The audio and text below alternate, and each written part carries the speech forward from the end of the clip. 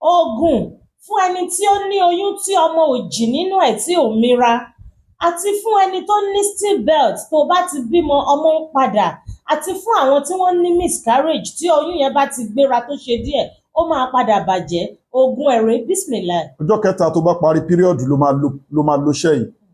Gẹ́ẹ̀tì ìjàpá original kó dẹ̀ gẹ́ẹ̀tì ẹja òjìji gbígbẹ arrange wọn sínú pot. Igi tí wọ́n fi máa ń há ẹja lẹ́nu yẹn gẹ́ẹ̀tì ẹ̀ kó pọ̀, gẹ́ẹ̀tì irú woro, gẹ́ẹ̀tì ìyèrè, gẹ́ẹ̀tì ọ̀jẹ̀jẹ̀lẹ̀ igi òrìrì, ọ̀jẹ̀jẹ̀lẹ̀ igi àjẹ́ ọ̀bàlẹ̀ pẹ̀lú ìyèrè lọ́pọ̀lọpọ̀ kó lọ́ kó kúnná, epo iyọ̀ àtomi kó fi sè é. Ọjọ́ kẹta ni kò jẹ́ farabalẹ̀ kó gbọ́ fídíò ìdílé kó dẹ̀ fi fídíò ìránṣẹ́ kó má ṣe mistake. Tí wọ́n yí kó tó ṣiṣẹ́ àbútọ́ iṣẹ́ tán ìkọ̀rọ̀ balabala fisa account àwọn aláìní charity account 20 44 23 76 80 2044 23 76 80 First Bank Nigeria Global Dahiratu Dhikrlahi Islamic Organization. Fún gbogbo ẹni tó yẹ pé ó ń wojú Ọlọ́run ọba fọmọ tí kèsì ẹ ti gbẹnu tán, wá sọ́dọ̀ wa kó wá lọ fún full package, wá finú ṣoyún wá fẹ̀yìn gbọ́mọpọ̀. Ọkùnrin tó ní weak erection, quick ejaculation, low sperm count, àbóbìnrin tó ti wọ menopause tí wọ́n ní fibroid ni, wọ́n ní yeast ni, hypercholesterin ni, wọ́n ló ní kinní kan ni, tó ti ń gbìyànjú láti conceive, wọ́n jókòó sínú womb ẹ̀, wọ́n jókòó sínú ovary ẹ̀. Contact wa a wà ní Abraham Adesanya Lekki Ajah Etiosa Lagos. Ẹ WhatsApp wa lórí +234 810 913 1425. Abẹ́ni táyé ń bá fà táyé ń dà láàmú, kí ló ń jáyé léwájú Ọlọ́run? Bẹ́ẹ̀ ni Ọlọ́run ọba ni kò pè dá sọ́rọ̀ àti nǹkan tọ́lọ́run bá ṣe lẹ́tọ̀ọ́. Ẹni táyé ń dà láàmú, ẹni tó wà lórí àìsàn ọlọ́jọ́ pípẹ́, ó lọ́wọ́ ayé nú, ó lẹ́sẹ̀ ayé nú ni. Ẹ get àwọn product wa made in India, packed in South Africa. They are all powders. Wọ́n dẹ̀ wà effective gidi bismillah ta'ala. Àtúwọ́n láwọn special package tá a máa ń ṣe fún yàn tọ́rọ̀ bá gbẹnu tán. Ètò àdúrà wà tá a fi yanjú kéèsì fáwọn èèyàn. Ètò sàárà wà, ètò àwẹ̀ wà, àwọn halal powder wà tó jẹ́ special work tá a máa ṣe yàtọ̀ sáwọn brand product bí eléyìí. Àwọn special tá a máa dídì ṣe fún yín. Ó wà bí ìsìnì láìta aláráìtú ẹlẹ́wà. Àwọn onífìtọ̀fọ̀gbẹ́ àdẹ ní sick refugee fún yín láti evil world. Tílíkà udúdúlẹ̀ àwọn ọmọ yóò tí ilẹ̀ wa rọ̀súlẹ̀ à ní kọjá inú àlọ́ àti tòjíṣẹ́. Caterpillar ni tó bá parí nǹkan oṣù rọra máa lò wá conceive bí ìsìnì láìta alá.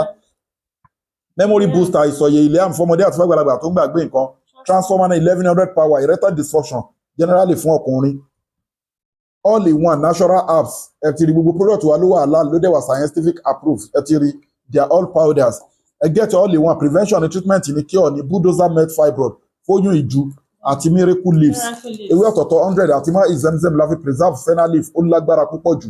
Ikú nìkan ni kò lè wò wọn àti all in one òun láti ní wọn nulẹ̀ bó ṣe wà yìí ó ń forí kó wà látakùn ó ń jẹun lójú oorun ìbálòpọ̀ ojú oorun wọ́n gbé nǹkan sínú womb ẹ̀ wọ́n gbé nǹkan sínú ovary ẹ̀ ó ní constipation generally naturally ó ní constipation kì í rí gbẹ́yà inú ilé kan ẹ̀ ń gbóòórùn ẹ̀mí òkùnkùn bẹ́ẹ̀ àbí níbi tẹ́ ti ń tajà ẹ bọ́ìlì ẹ̀ fi sprinkle sínú ilé ó lágbára gan ẹ tún máa bọ́ìlì kẹ́ máa fi wẹ̀ ó wà effective gidi bí sínú láì tààlà ẹ pè wá fún èké ìpèníjà right way lẹ́wà àwọn onífìtọ̀fọ̀gbẹ́ àní sí gravity fún yín láti evil world ẹ pè wá wo obìnrin tó ti ròpin látẹ́kínà tó mi rámọ́tì láì bẹ́ẹ̀ ni má sọ̀rọ̀ tínú kóòdù tọ́lọ̀ fi ń fún ẹ̀dá lọ́mọ ìyá 16 bímọ o torí pé kóòdù tó wà lára obìnrin tó fi ń dọlọ́mọ kò lè kú títí láíláí kò lè tán bẹ̀ títí tóbìnrin tí táyà fi parẹ́ so bó ṣe wù kó mọ èyí tó wà ń bẹ̀ yẹn láti lè ṣiṣẹ́ àrà wàlùnàjẹ́ alaka ayatan linnas kó máa tá a fi tọ́lá máa ṣiṣẹ́ àrà lára àwọn obìnrin tí wọ́n tẹ́ ti rò pé wọ́n lè bímọ mọ́ táwa bímọ táwa máa jẹ́ ohun àmì fáwa